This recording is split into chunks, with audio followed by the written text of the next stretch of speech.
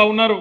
ఈయన ఖచ్చితంగా గతంలో టీడీపీని ముంచిండు, ఇప్పుడు మళ్ళా కాంగ్రెస్ను కూడా ముంచేటట్టే ఉన్నాడని చెప్పి మా మైనారిటీ సోదరులు కూడా ఆలోచన చేస్తూ ఉన్నారు. ఎందుకంటే మీరు చూస్తున్నారు ఏం మాట్లాడుతున్నాడు ఆయన. ప్రధానమంత్రి ముంగట పోయి నిలబడి आप हमारे बड़े भैया है बड़े भाई है అంటాడు. అందుకే కేసీఆర్ గారు ఎప్పుడు చెప్తుంటారు, బడే భాయ్ తో బడే భాయ్ చోటే మియా సుబాన్ అల్లా అని చెప్తుంటారు కేసీఆర్ గారు. గట్లున్నది కథ ఇయ్యాల. అసలు బడే భాయ్ అట నరేంద్ర మోడీ.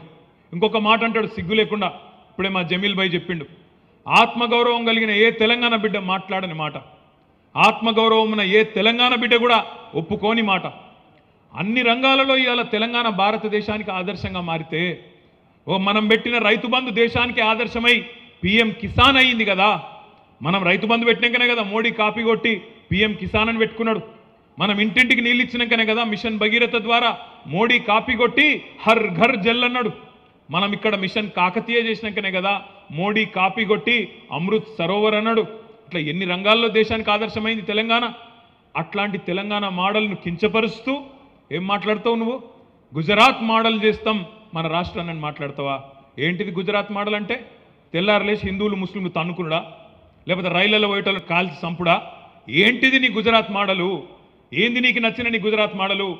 మీ నాయకుడు రాహుల్ గాంధీ ఏమో గుజరాత్ మోడల్ బేకార్ మోడల్, అటర్ ఫ్లాప్ మోడల్ అంటాడు.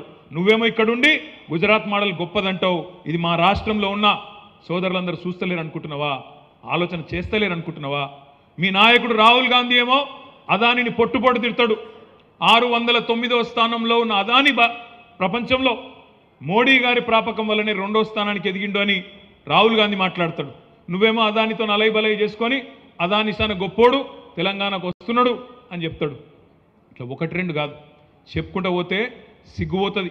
గని దిక్కుమాలిన పనులు చేసిన ఈ రేవంత్ రెడ్డి ప్రభుత్వం 90 రోజుల్లోనే ఇవాళ ప్రజాభిమానాన్ని కోల్పోయి ఇవాళ ప్రజల్లో